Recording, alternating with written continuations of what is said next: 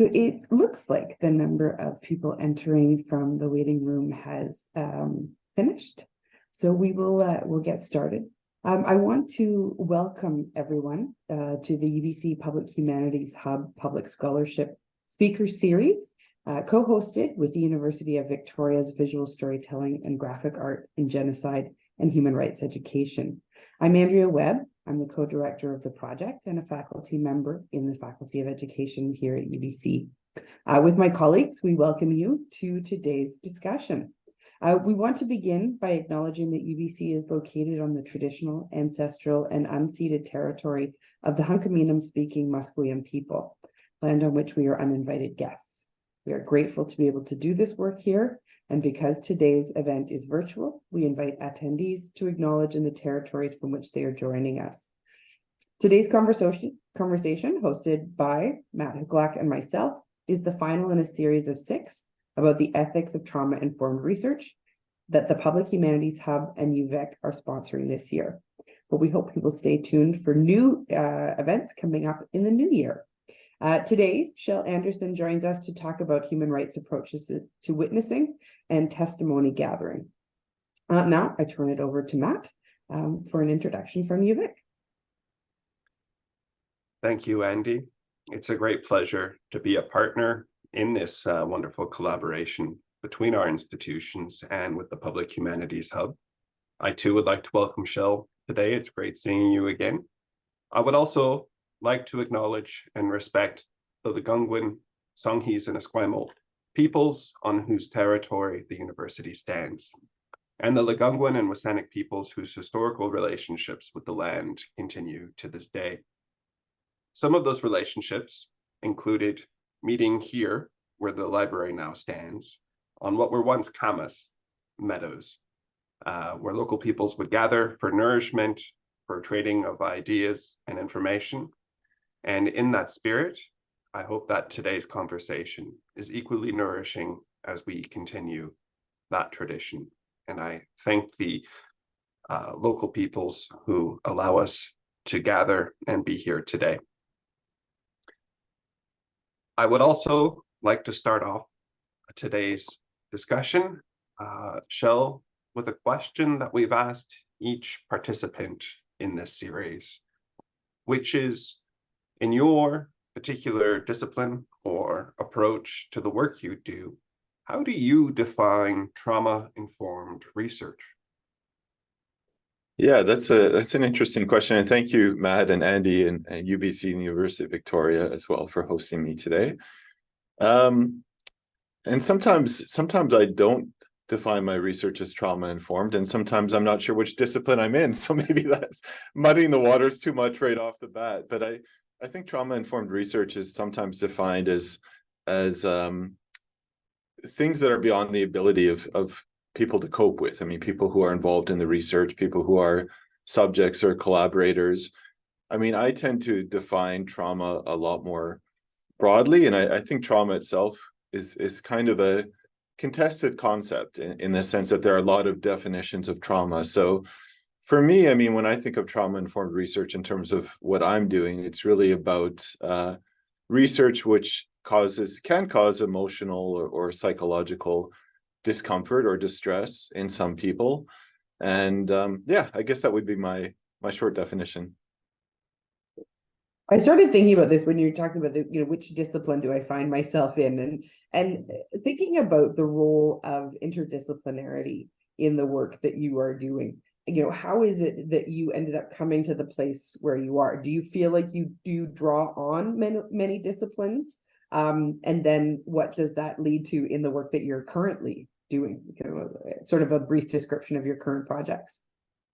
Thanks. Yeah, it leads to an identity crisis. I mean, sometimes I'm not sure how to define myself, but yeah, I am very interdisciplinary. So I did 2 interdisciplinary degrees before I went on and did a couple of law degrees, but those were also very interdisciplinary. So I tend to kind of only do interdisciplinary things, or sometimes publish in a journal which relates to a specific discipline. But I almost can't help myself in terms of wanting to bring in other perspectives. But I think the advantage of that is that it sort of satisfies maybe my intellectual curiosity, and I like knowing more about how things are understood from different perspectives. The challenge there, of course, is an obvious one, just in terms of coherence, and am I really understanding the theories that I'm using? If I'm drawing from, social psychology, I'm not a social psychologist. Am I properly employing these theories and then combining it with, something totally different? So yeah, I think that's a challenge, but I think it's also exciting, as long as you kind of bear in mind, which I think is useful for all academics, the limitations of your own knowledge. But I tend to be, methodologically agnostic in the sense, I have my preferred methods, to be sure, and really I do a lot of qualitative interviewing. That's probably my preferred method, but I'm agnostic in the sense that I don't think my way of doing things is the only way of doing things. I'm not sure if it's the best way of doing things. It's one way of doing things, and I do find it useful. So to kind of bring it back to what I'm working on, and maybe what I have worked on, I've done a lot of research on perpetrators, and I've interviewed a lot of perpetrators of mass atrocities specifically. So I'm not sure how many I've interviewed, but probably at least a couple hundred, in a lot of different contexts, ranging from Cambodia to Rwanda to Uganda to other places. And my current project is a book on Dominic Ongwen, or that's my main project. So Dominic Ongwen briefly was somebody who was abducted by this rebel group in northern Uganda, the Lord's Resistance Army, when he was 9 years old, walking to school with several of his classmates. And basically, he remained in the group for many years, for something like 20 years or more than 20 years. And he rose up through the ranks during that time, became a commander, and was recently convicted of crimes against humanity and war crimes by the International Criminal Court. So that kind of flowed from earlier research I had done on perpetrators of genocide and crimes against humanity, but it's sort of paradigmatic as a problematic case of somebody who's a victim perpetrator, and a case that just really isn't easy to reach kind of nice moral or maybe even academic conclusions on, because of its complexity and because of the nuance there. So that's sort of what drew me to it, and why I wanted to research him and research that case. So I mean, I'll just finish my answer just by saying that basically in doing research on him, I've been speaking mostly to people who know him. That's kind of one big piece of my research. So, I spoke to people who were his family, of course, before he was abducted, at this young age. I spoke to some people who were involved in his abduction, actually, which was way back in 1987. And mostly I spoke to people in the Lord's Resistance Army, or former Lord's Resistance Army people. So these ranged from some of his wives, because he was married to several women. It's hard to say actually how many women he was married to in the LRA, in forced marriages. I spoke to people who were below him on the hierarchy, and people who were victims of him, people that he abducted. I also spoke to people who were above him on the hierarchy, and people who raised him essentially as a young boy, in the LRA. And then I also spoke to the lawyers involved in his case. I mean, not all of them, but some of them. So people working at the International Criminal Court.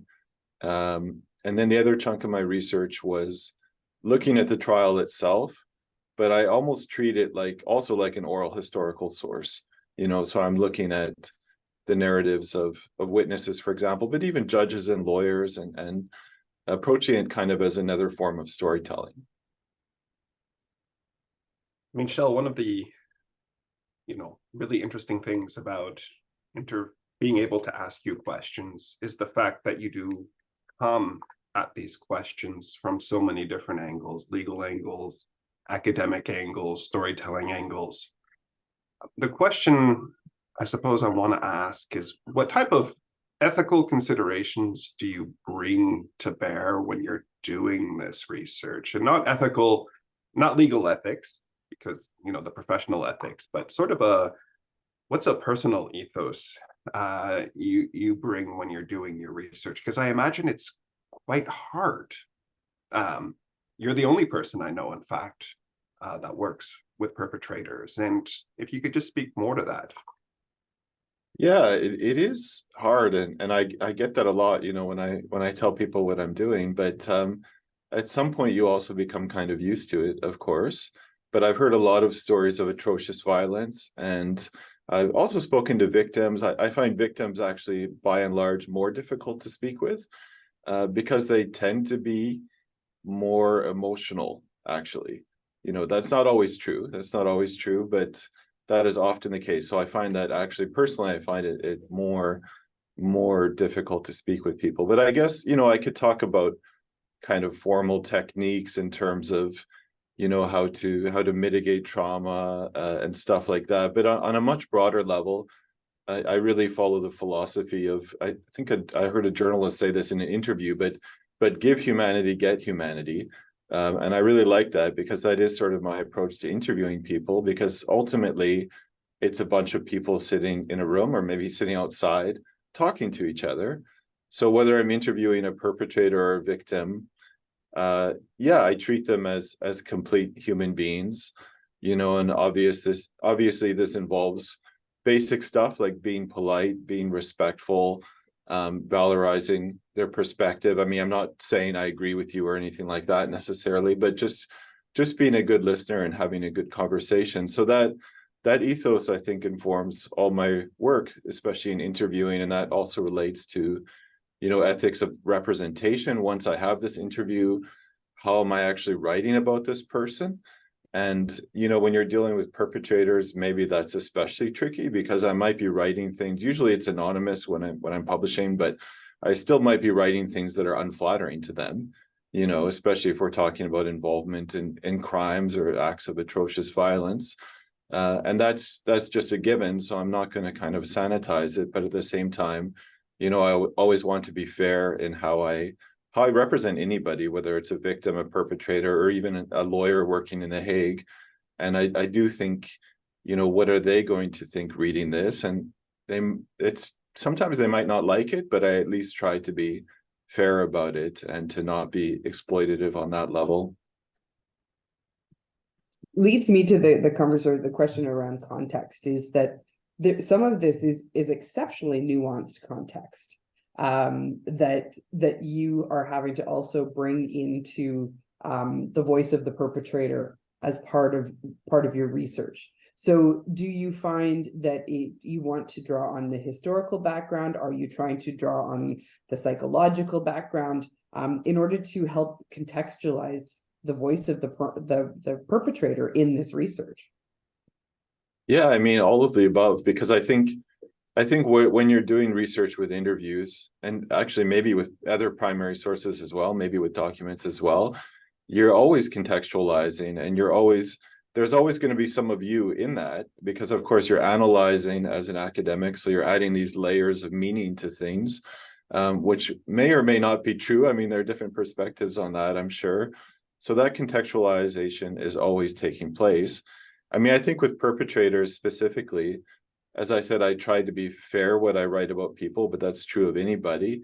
But at the same time, you know, I mean, one of the common critiques would be that people don't want you to talk about perpetrators because maybe you're kind of excusing what they did or sort of magnifying their perspective. But I think anybody who reads something I've written wouldn't think that. So it is, you know, it is approached from an analytical angle, obviously. So you're trying to understand, you know, really what motivates people and why people do the things they do. So it's not that, I think there's an ethical issue if you're just putting it out there, if you're just broadcasting it without that kind of framing. But I would do that framing for any interview I'm doing, really, whether it's a perpetrator or somebody else.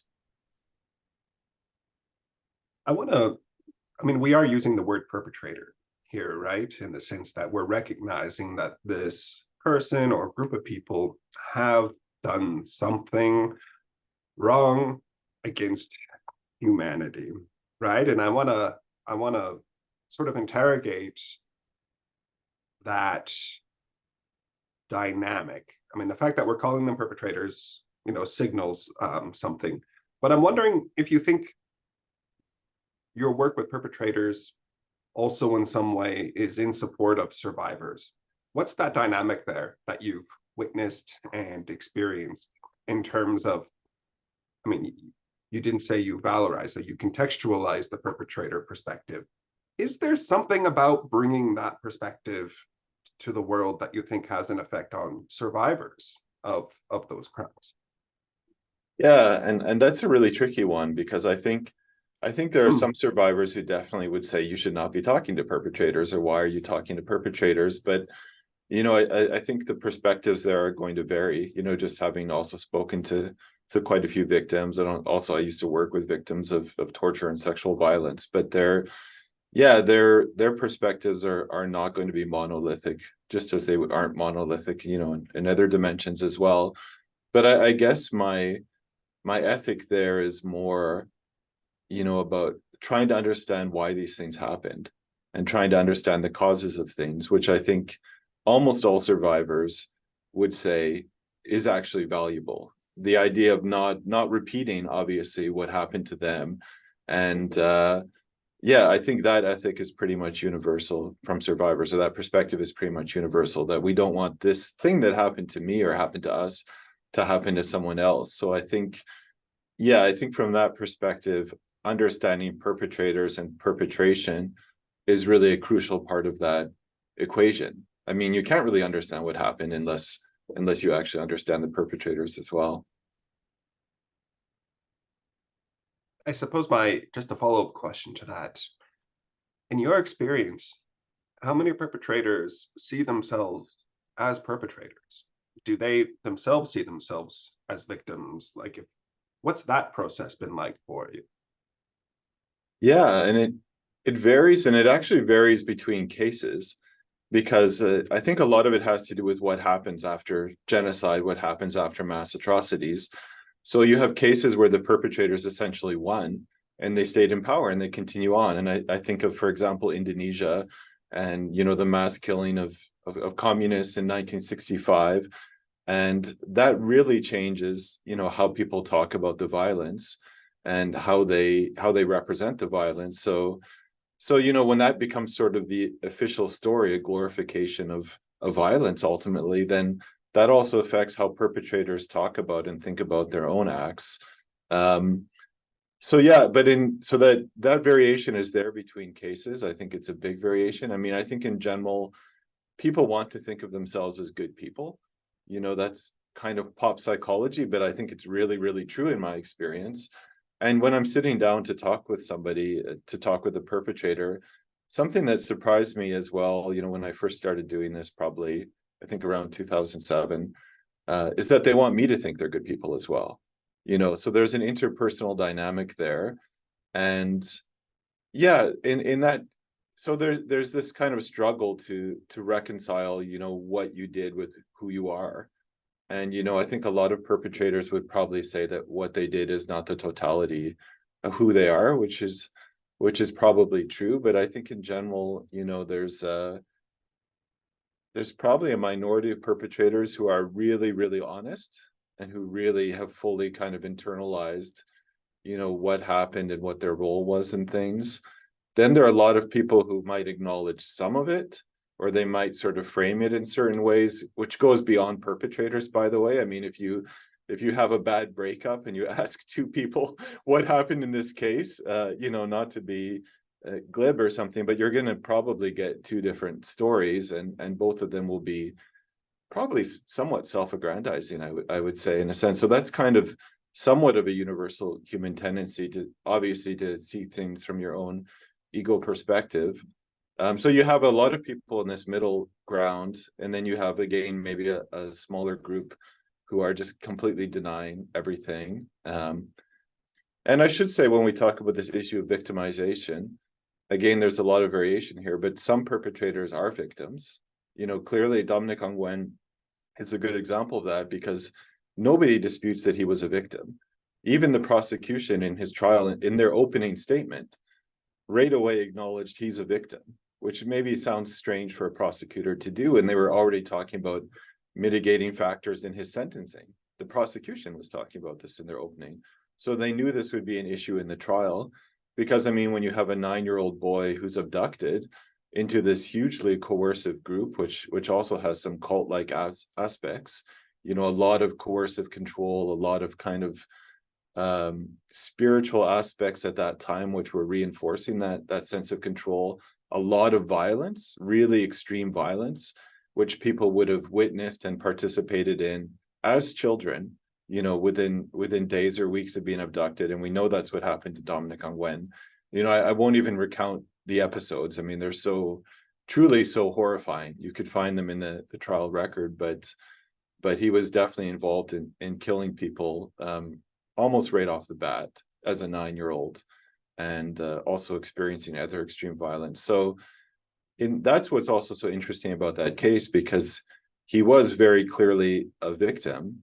And as I said, that's almost indisputable. Where the dispute comes in is, what happened, especially when he became an adult, when he turned 18, and, at what point does he start bearing responsibility? How much responsibility does he bear? How do we account for socialization, which the law doesn't really account well for in general, where it's not just somebody being directly threatened, but you think about what it's like to grow up in a group like this. It is not a normal childhood. I don't know about your childhood, Matt, but I'm sure that and Andy, but I'm sure our childhoods were very different than Dominic Ongwen's childhoods because of these extreme circumstances. So yeah, so sometimes it is complicated. It's not always the case. I mean, you do have people who join groups because they want to participate in violence. I mean, that also happens. So when you think about this, we're talking about you speaking about the court cases and very much about the court, but we are also concerned with the public humanities and the knowledge mobilization of our work to the greater public. So when you start to think about the work that you're doing, how do you want that to be, or how would you hope that it is taken up by the public, how it is read, and what are some of the outcomes and the impacts that you want to achieve through that? Yeah, well, more and more, I find that I don't want to be just speaking to the same 5 people, which is a common academic affliction, especially if you could talk about people who study genocide, but then you narrow it down even further, people who study genocide perpetrators or perpetrators of mass atrocities. And there's some great people, to be sure, but it's it's a small group. And I think it's more of a coffee group than a larger discussion. Yeah, and I don't know if it's an ethical issue. This is just my own perspective, but I personally think as an academic, you want to be sharing knowledge, and I share knowledge with my students, and I learn from my students as well. But hopefully I could connect to other audiences. So that's, with this current book, I'm also writing in such a way that hopefully it's understandable to people who are not experts. So I'm really kind of eschewing deep abstract theorization and that kind of stuff. And I actually want to maybe approach it more through this storytelling lens again, which I think maybe anybody could connect to, because we're all people and these are just people telling their stories. And obviously there's some framing going on in terms of how I'm weaving together these stories and how I'm telling these stories. But yeah, so I think that's more and more I'm drawn to that kind of thing, that I actually want to be out there, engaging people beyond this small coffee group, as you said. And that's also why the Visual Narratives project is exciting, this graphic novel project, because yeah, I just think it's really great to be able to talk to other audiences, for people to be able to learn beyond the classroom and to be part of these conversations. So yeah, I hope that when people read at least those parts of my work, that it's something that's engaging, which is a challenge as an academic if you're not used to trying to write something for a general audience. But it's a challenge I'm accepting, to write something that is more engaging and also that doesn't, academia obviously can be quite elitist in terms of the terminology you use, and even moving between disciplines, and the way disciplines all have their own terminologies, and they might be talking about the same thing but using completely different words to do it. So yeah, I'm hoping that I could sort of try to bridge those worlds a bit in my own limited way.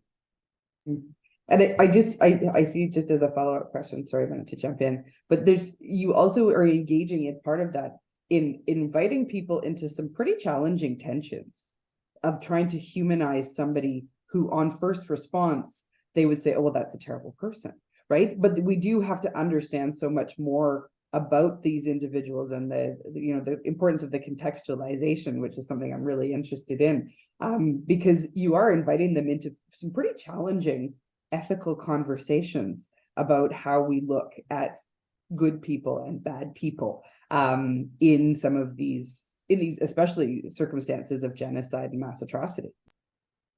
Yeah, and I think, my own work over the years, I've definitely moved away from essentializing people.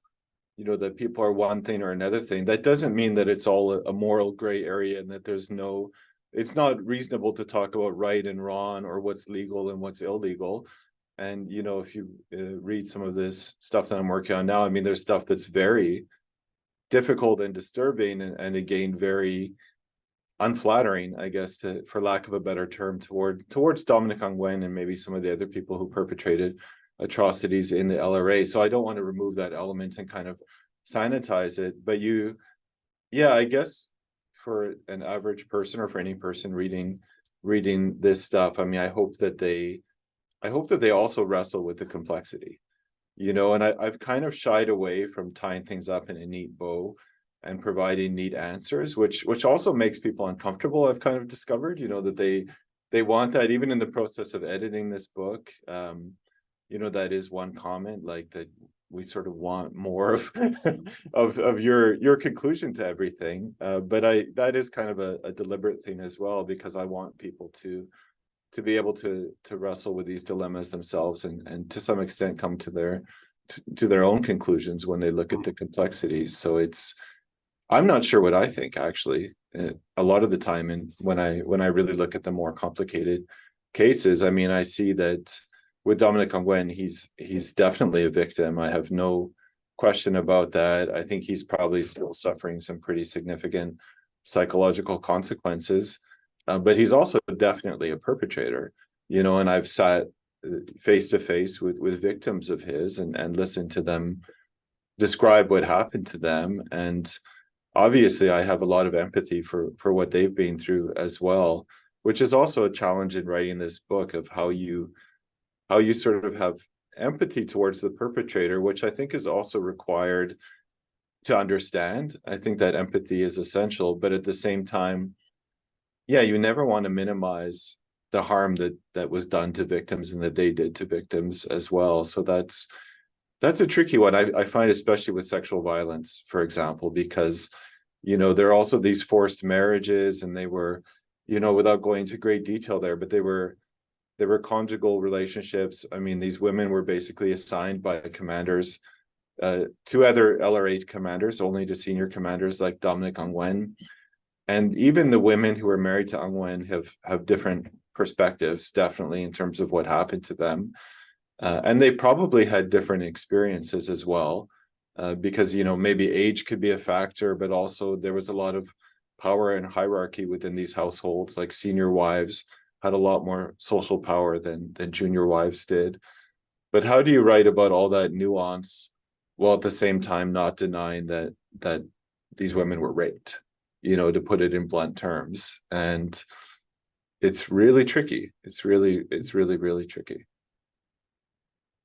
I want to follow up on that in terms of the classroom, right? And one of the challenges we face working in trauma-informed research is involving students in the work that we do, which is one of the great things about being in Canada and having a funding structure that encourages hands-on learning by students.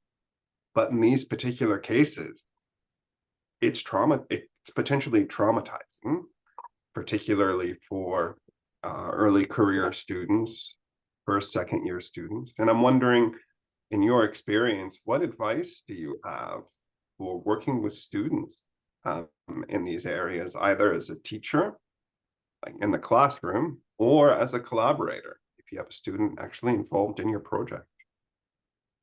Yeah, I mean, there are a bunch of things there. I've definitely learned over the years. So, I mean, when I started working on these things, at some point, as I said, I became more used to things, which is kind of a natural process. But I remember distinctly, I mentioned I used to work with victims of torture and victims of sexual violence in Rwanda. I don't know if I mentioned Rwanda, but Rwanda and Uganda and Democratic Republic of Congo and kind of the Great Lakes region. But I remember one incident really specifically where I was actually acting as an impromptu interpreter for our psychologist. So she was giving a debriefing to actually some interns we had from the United States. And she was basically explaining, obviously without using identifying details, but what kinds of cases she was seeing, in terms of, so these are people mostly in relation to the genocide, sometimes to stuff that happened after the genocide in Rwanda, but people who may have been tortured or may have been raped or sexually assaulted. But anyway, I remember, translating this stuff from French to English, and halfway through, I kind of noticed, oh, these two interns are crying, and I sort of caught myself and I realized, wow, I'm talking about some horrendous stuff here. And I've sort of, yeah, it's not that I'm immune to it. But yeah, anybody who's, working with trauma, I think at some point you become somewhat used to it.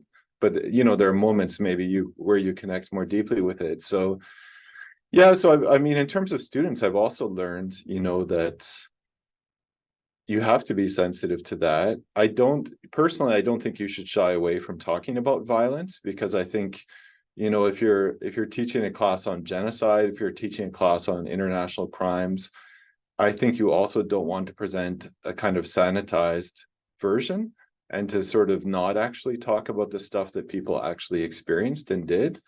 But at the same time, especially with things like film depictions and photographs and stuff like that, definitely to be sensitive about that, to warn people in certain cases. But I would also say more broadly that sometimes I think we overly pathologize trauma, that trauma is definitely on a spectrum. So, I mean, sometimes it can mean things like just like a moderate discomfort or emotional distress, which I also feel sometimes, obviously, all the way to really debilitating trauma, like if somebody has PTSD or developmental trauma disorder, as some people have come up with this alternative diagnosis, stuff like that. That is different. I've also sometimes worked with people with PTSD, and that is different, than somebody feeling discomfort. So some discomfort, I think, is okay, as long as you have this supportive structure of talking about things. I think that's a really key thing. So don't just, in very concrete terms, don't show a video of genocide in the last 5 minutes of class and then say, okay, let's go. We're leaving, class is over. Like, you want to give people a chance to actually talk about things, to process things, to think about what they saw. So that's, yeah, in general, I think that's something I've learned over time, but I think it's useful and important to talk about these things as well, and not to just kind of avoid altogether talking about difficult topics and talking about violence.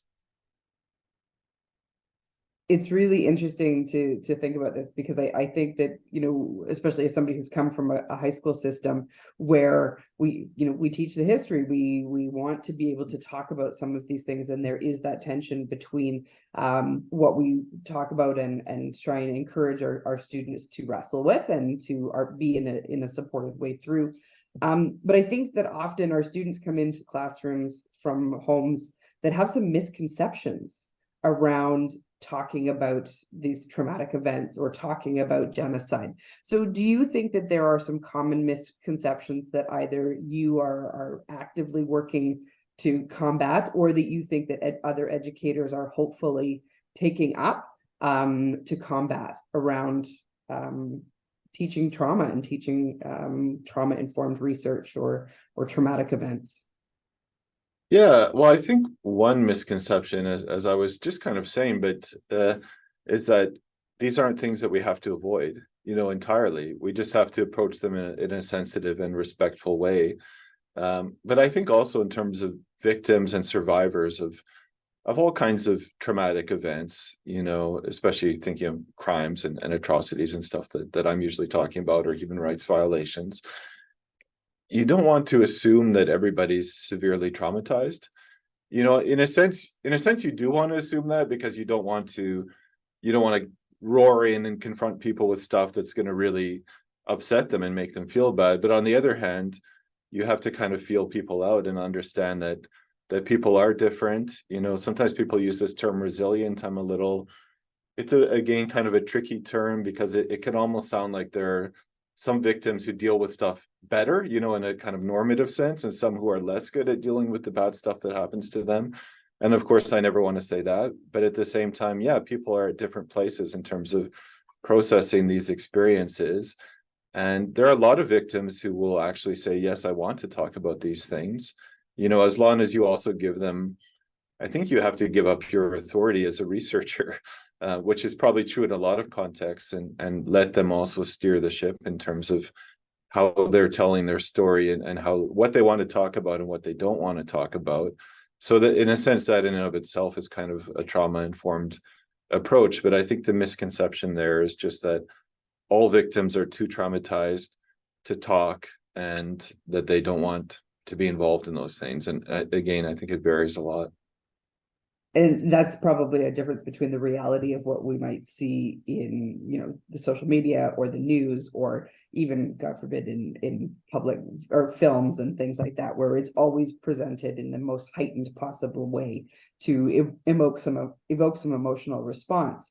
Whereas, as you said, this is a spectrum of experiences and a spectrum of responses that require a lot of humanity when you are dealing with individuals, and when we're working with those individuals. Definitely. I see that we do have some questions waiting, and we will get to those. But I want to sort of take a step forward in some of the questions we're asking, and focus on the idea of reconciliation and what that looks like. And reconciliation in two ways: sort of your personal reconciliation, like how do you reconcile these experiences that you're having, and you've sort of addressed that in terms of your role as an instructor, sort of some methodologies you use to talk about these experiences. But I also know that you have these law degrees, and you can speak about justice in a way that might be a bit more nuanced, certainly, than I can talk about. So I'm wondering, when we use the word reconciliation, what does that mean to you? And I mean, plugging that into the sort of larger discussion we've had of the why, of why are we going to perpetrators? Why are we involved in this research? Is there a hope at the end of this? I guess I'm wondering. Yeah, I guess starting with myself, because that's what you started with. I mean, it's at times it has been difficult, and at times I have struggled with making sense of things, or just emotionally dealing with things. I mean, I remember especially when I was in Iraq in January of 2016. I think I was in Iraq basically while the war was very much ongoing, and I was visiting places that nobody was really visiting, because you couldn't really visit them safely. So I was, in areas of Sinjar, and areas where there had been this genocide against the Yazidi people at that time, and looking at mass graves and talking to victims and all this kind of stuff. And yeah, it was, in a sense, I'd done a lot of that in the past, in different capacities, but this was so recent. And there was also this added element of danger, not to be, I don't like telling kind of action stories about myself. I always kind of say I don't want to sound like I'm having an adventure in somebody else's war, because I think sometimes people do that, researchers do that, journalists do that, telling these kind of self-aggrandizing stories about making it all about themselves, essentially. But in this case, it was just so recent, speaking with people who'd been released from captivity or escaped from captivity only a week ago. And then I went back to Amsterdam, where I was working at the time. And it was just not that far, just a few hours flight kind of thing. And I was back at work the next morning after arriving at night, and, with all the bicycles whizzing past me in the street. And I felt really stunned, which I hadn't really felt exactly that way before. But just this juxtaposition between the normality of Amsterdam and this very abnormal environment where, it was hours of burned villages, sometimes bodies in the street, mass graves, victims who were very recently victimized. Yeah, and so that was something that I struggled with a bit. Maybe I had a bit of trauma. I don't think I had PTSD or anything approaching kind of that level of severity. And I think that's something that's often neglected is kind of supporting researchers. And especially when we think about graduate students, which I know you mentioned earlier, or students in general, I don't want to send students out, aside from any kind of safety issues, I don't want to send students out to be interviewing perpetrators or interviewing victims unless they've had a lot of support in place and they really know what they're doing. And that's definitely not always the case in universities and in academia. But also thinking of the researcher themselves, and not just the research subject and the collaborators in the project, but how is the researcher dealing with these things? What mechanisms are available for them in terms of dealing with secondary traumatization and these kinds of issues. So yeah, that's maybe an ongoing challenge, I think, in terms of reconciling things. When I think of reconciliation more generally, I think, there's kind of a twofold nature to it, which I think is also paradoxical. And one is that reconciliation is a really personal thing. If you're asking a victim to reconcile with their perpetrator, that's a hugely personal thing. And I don't think it's even really fair to ask that of them. That's something that they'll do or they won't do, depending on where they are with things, what happened to them, how they feel about things. And that's not really for me or for anybody else to say, but yet people do say that. And there is pressure sometimes on victims to reconcile. Then the other kind of aspect of it, of course, is a more kind of policy aspect or a society aspect. So it might be in the interests of society to kind of to move forward from events which maybe fundamentally involves a shared understanding also of what happened. And reaching that shared understanding is also really difficult, and also relates to it, again, to personal stories. And how do you reconcile personal stories that don't fit official stories, which is often a problem. That a victim says that doesn't really represent what happened to me or what I experienced, but there might be other reasons that people want to tell an official story. So that's really kind of an intergenerational task. It's probably something that doesn't happen overnight. It's not, you might even have to wait until the direct victims are gone. Well, I don't think you have to wait, but I should say that to really realize that, time is, I think, an important factor as well. And just a quick follow-up, and I guess I'm lying when I say quick, because I suppose this question could go deep, is what have you learned about the justice system? Sort of those societal structures that we've developed to address reconciliation. What's been most surprising to you about those things? Yeah, well, my view of the justice system has also changed over time. That I tend to view it more as an outsider now, I think, and I view it in a more critical way, which doesn't mean I think it's all nonsense or anything like that. But I've just really come to understand, most of the stuff that I'm dealing with, we talk about, International Criminal Court or different international tribunals. They are also highly selective, and that's partly the nature of their mandates, that they can only prosecute a few people in most cases from a given conflict or a given atrocity. But it also relates to the way the court functions and, questions of jurisdiction, what's within the jurisdiction of the court, but even the process itself, the procedure, what does it mean to testify in a trial? How is that kind of framed by the adversarial nature of the trial? How is that framed by the processes which are focused on kind of objective fact, and they create a very dry environment in a sense. So in a sense, emotion is discouraged at many points of the trial, especially emotion coming from the counsel themselves and from the judges themselves, but to some degree also victims in certain sense. So, a victim, when they testify, and I've spoken to some victims who've testified, they might just want to get up there and tell their story. That's probably what they most want in a sense.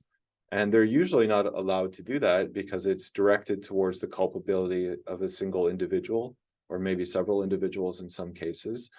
So victims, you know, it's hard for me to speak generally, but just in my limited experience, I mean, I think sometimes they find testifying very satisfying because they want culpability for the perpetrator. And sometimes they find it not so satisfying because they think, hey, I wasn't really listened to. I didn't have a chance to say what I wanted to say. Or maybe they interviewed me, you know, the office of the prosecutor, but then I wasn't called to testify. And why wasn't I called to testify? So in the Ongwen case, they interviewed at least 1,000 people, and, you know, a couple hundred testified. So what about those other 800? But that's not the purpose of a trial, in a sense. So that kind of purpose of the trial also defines the kind of stories it will actually tell. So justice itself is a limited concept, but it's still meaningful. You know, I don't want to be completely postmodern here, because it is still meaningful, because to some victims it's very meaningful. You know, and some victims are very satisfied that a verdict is reached against an individual who did something badly to them or to their family members. So there is meaning there, but at the same time, it is telling a particular story. It's so fascinating to think about how these things change the more you're working with different groups of people and all the influence of that. So we were hoping to turn to some of the questions that have been asked in the Q&A. So those of you that are in the audience, if you have additional questions, we'll go there. But I was going to go to the first one, where the individual says, what is your understanding of restorative justice practices, and how do you apply them to your work, to your research and the work with those that you study? Yeah, I mean, that's a good one, because restorative justice often is not applied to cases of mass atrocity, but sometimes it is. Sometimes it is. In fact, I was just talking about this in my last session in my transitional justice class. But I mean, you do have circumstances where you have this encounter between victims and perpetrators in a structured way, which is kind of at the heart of a lot of restorative justice efforts. So if I think of like the Gacaca courts in Rwanda, for example, I mean, I went to the Gacaca courts a few times, and I mean, I remember the first time I went, there was a man standing at the front who had one arm, and he was maybe in his 30s, and he was standing a few feet away, or maybe a meter or so away, from another man who was the accused person, who was, you know, wearing a prison uniform. And I asked the person who was translating for me, so what is that guy saying? Because he seemed very composed, and he was just kind of telling things. And he's saying to that man, you cut off my arm and you killed my family. You know, if you can imagine the intensity of that. But that wasn't really a restorative encounter, because these, you know, without going into the details too much, these Gacaca courts in Rwanda, they're post-genocide courts. Yeah, there's some restorative aspects, in the sense that there is this interaction and the whole community is there. But at the same time, they're still focused on retributive justice, on actually punishing the people who were involved in these crimes. So, I mean, I think with all restorative justice, you know, the perpetrator or the offender, I guess it would be a convicted person, they have to be ready, you know, for that process. They have to be open to it. They have to be in the right mindset. And obviously the same thing from the victim side. So there might be circumstances where that kind of restorative process makes sense and is useful to communities and to individuals. But there might be other circumstances where, you know, a victim, you know, of sexual violence, you know, for example, might say, I don't want to be restored with somebody who did these things to me, and I don't want to sit, you know, a few feet away from them in a circle with community members. And but some people might actually. So yeah, again, it's hard to generalize, but it's, with this kind of atrocious violence, it's tricky. But I think similar considerations apply as always, that everybody has to be ready for it and has to be really invested. Otherwise, you shouldn't do it. And do you find that it is, because there is an element of the telling of giving testimony that may not be the restorative part, but may be part of, as you were saying, what the individual wants to do, right? So almost a little bit of a catharsis in terms of being able to tell their story publicly. Do you find that while you may not be applying restorative justice in your research, that the ethos or any of the theory has worked its way into your research as well? It's an interesting question. I mean, I don't tend to look at it that way. And I think catharsis, maybe is overemphasized in the sense that sometimes it's probably true. Sometimes people probably do feel good telling their story, and sometimes they do not feel good telling their story. You know, when I sort of take it to this trauma-informed lens again, I want everybody that I'm speaking to at the end of the interview, I hope they think it's at least that they feel reasonably good about what took place. But there might still be difficult conversations involved. Obviously, there's always consent, so they're never doing it without consenting to doing it.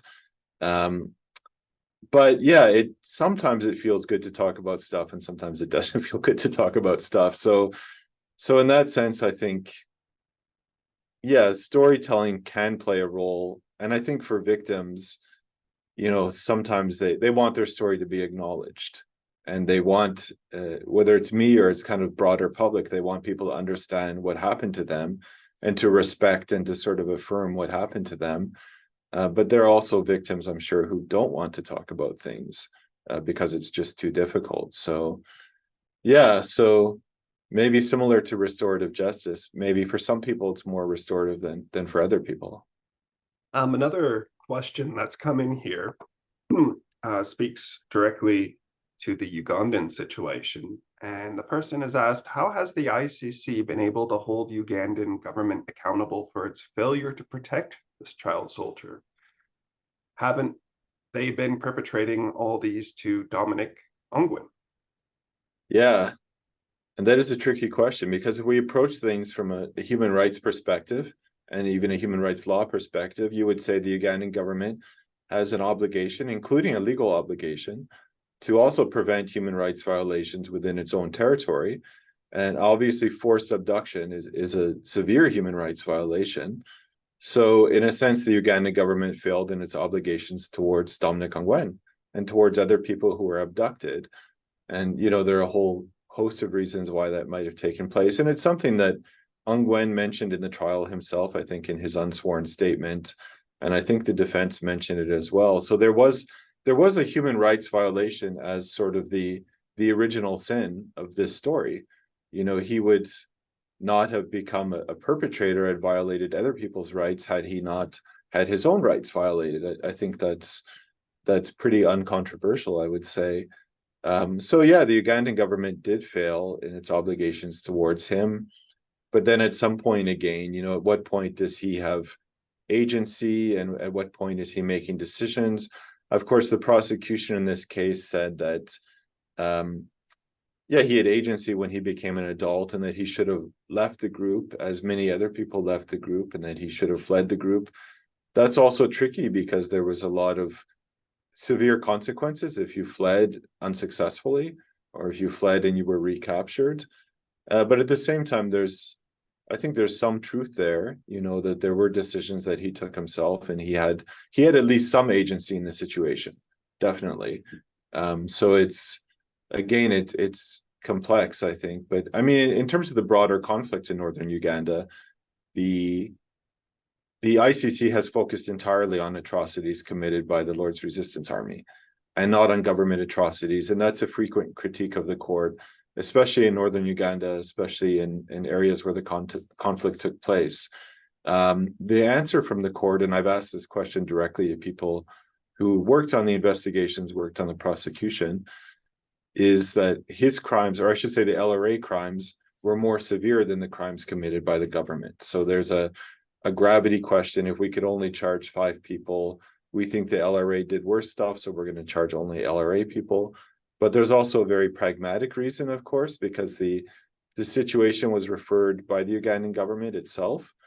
And if the court starts going after, you know, Ugandan army officers, Ugandan politicians, then probably cooperation from the government is going to end, you know, in terms of allowing access, passing documents, giving information to the court. So yeah, so that's kind of a pragmatic consideration the court has, but they will never say that publicly or privately, actually, probably. With the few minutes we have left, I'm wondering, what has surprised you most about working in trauma-informed research? You know, thinking of the Kjell Anderson that started this work many years ago to the Kjell Anderson who's sitting with us here today, what surprised you? I think so many things have actually surprised me over time. So I mean, I think, as I said, I tended to essentialize people more in terms of defining people as this or as that. And I think my curiosity about people has increased a lot. And I think the more complicated people are, the more interesting it becomes for me, in a sense. So I mean, I think research is actually much richer and much more interesting, where you kind of discard or challenge those kinds of assumptions. So that's already a surprising thing. I think, yeah, obviously working with perpetrators or doing research on perpetrators, you know, again, I've learned that they really run the gamut in terms of people who might have been more what we would tend to think of as pathological, and that's kind of the popular perception of perpetrators. You know, somebody who's maybe sadistic or drawn to violence or these kinds of things. And I have encountered some of those people, but not many of them in my own estimation.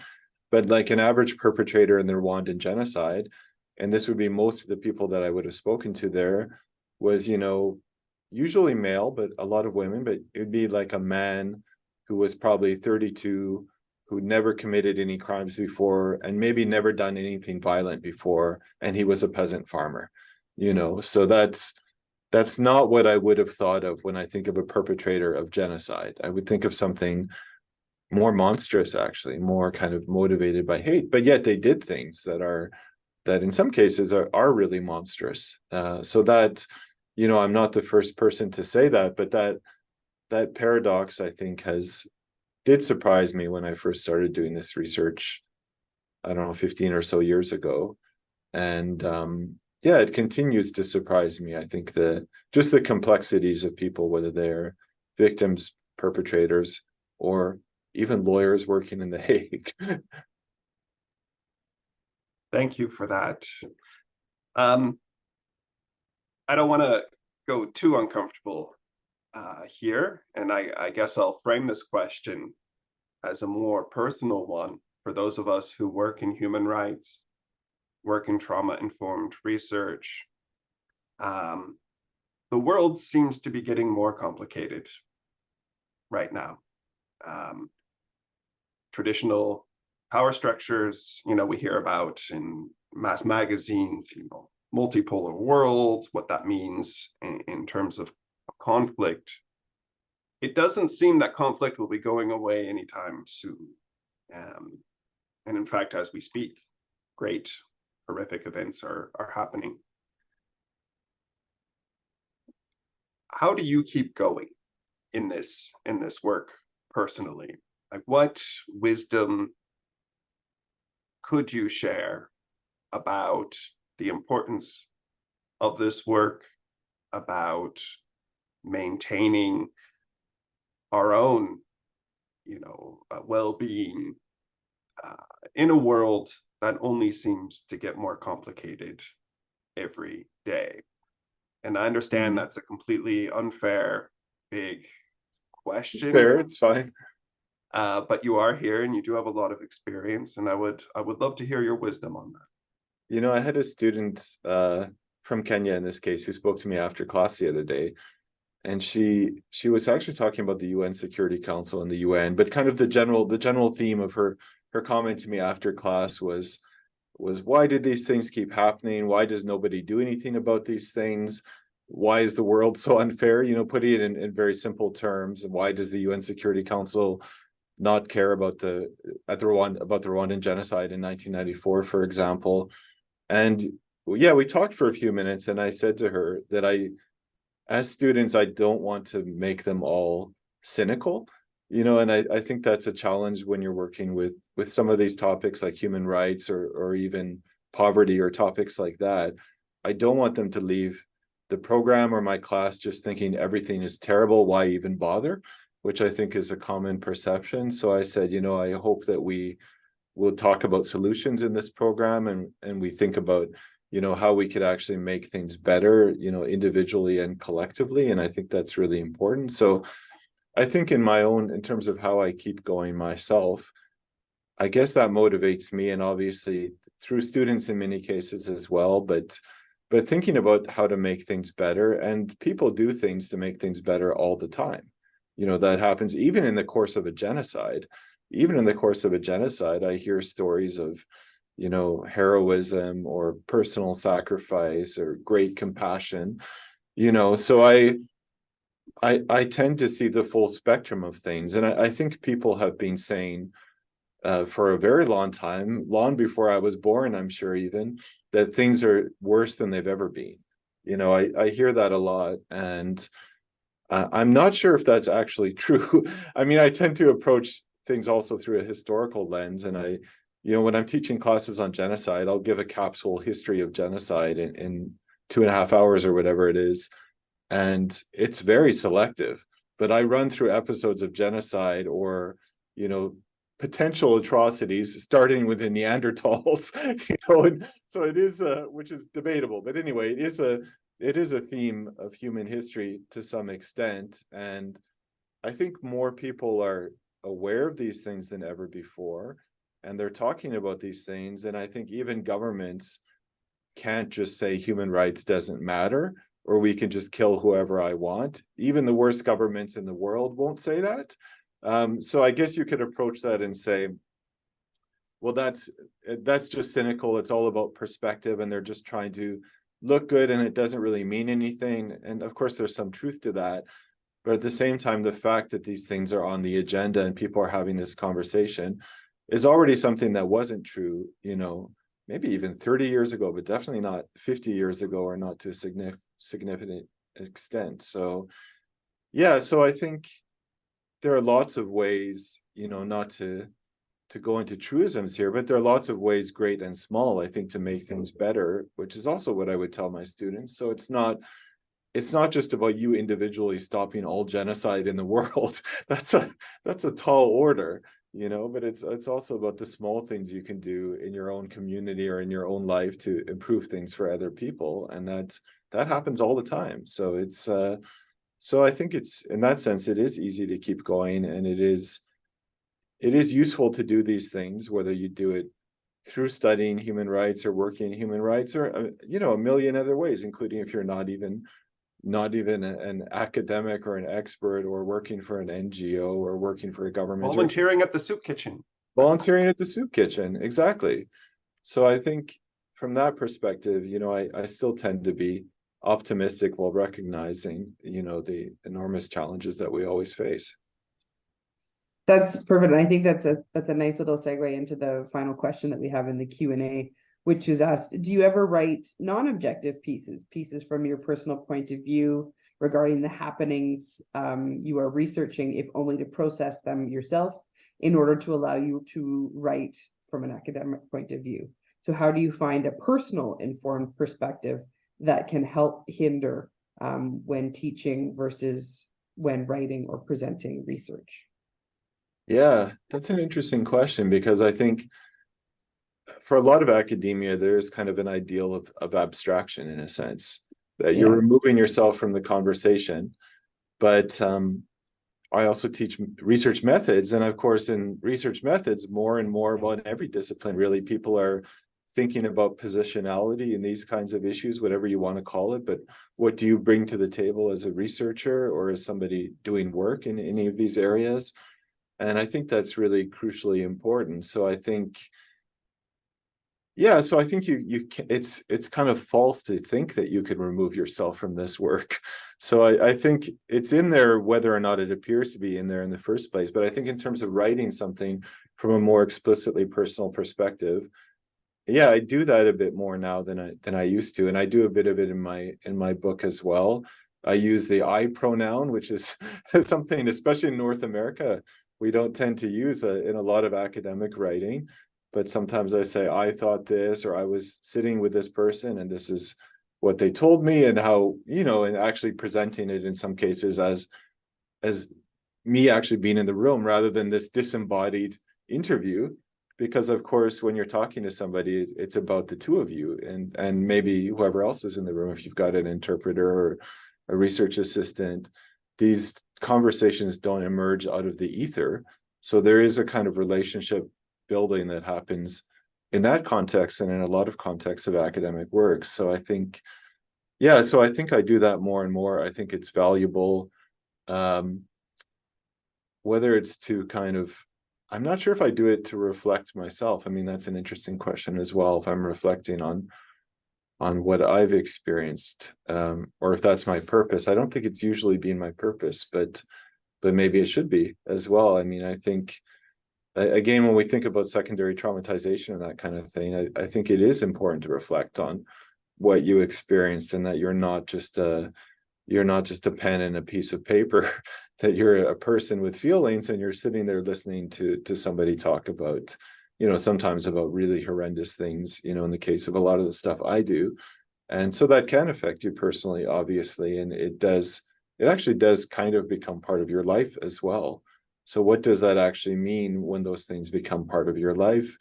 And I think that's a struggle for a lot of people working with trauma, as I said, whether it's like a social worker, and they deal with it a lot more directly day to day than I do, that's for sure. But a social worker, a doctor, somebody like that. But, is there a cost to kind of becoming used to other people's suffering? I mean, it's something I've definitely thought about as well. There's the utility to it because you need it to actually do the job, but are you also giving something up in that process?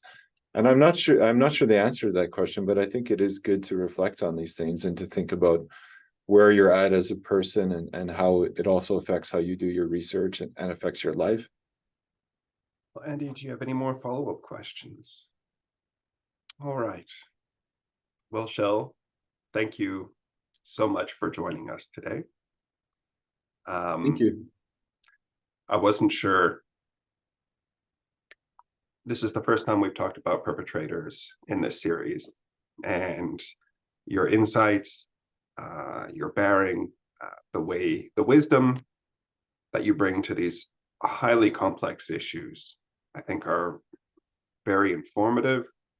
And I'm just so thankful you're a part of this project. So thank you so much for being here with us today. Me too. Thank you. We do have some other things. As Andy mentioned at the beginning of this session, this is the final part of this particular webinar series. So I'd like to start off by thanking Andy for being a wonderful partner in this enterprise, this journey. Thanks. We've had some great conversations. It's been amazing. Thank you. Indeed. But I think we should really start with the first cause, and that is Dr. Charlotte Chalier, who gathered us from many different parts of the world for this Social Sciences and Humanities Research Council funded project, which you'll hopefully have an opportunity to learn more about over the coming years, including the work of Kjell Anderson, who's a part of this project. I'd also like to thank Jennifer Soter, who's been our indomitable project manager, helping us organize.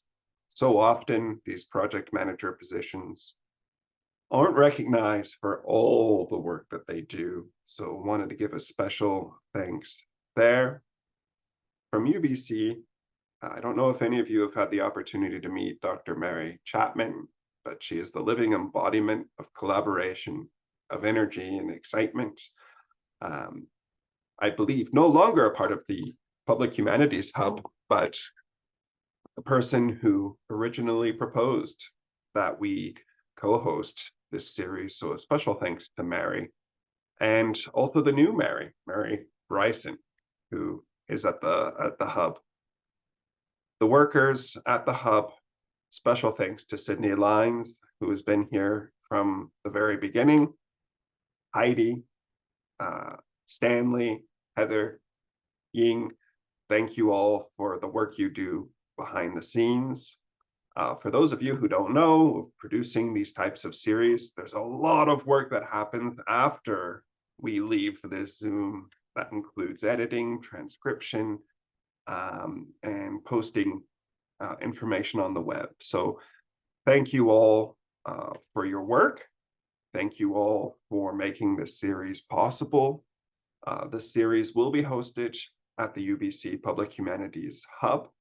So if you do want to see what these other conversations have been, please go there and you'll be able to see accessible versions of each talk. So that's all I have to say. So Andy, final thoughts? I just wanted to say thank you again on behalf of the project for all of our amazing speakers, Kjell and the other 5 people that we hosted over the last couple of months. Each of these conversations has been so enriching, and I feel that they all have brought so many amazing different lenses to the work that we're interested in doing, and hopefully of interest to all of our participants. So thank you again for joining us for our speakers.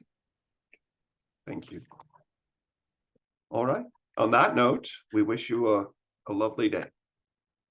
Thanks, everyone.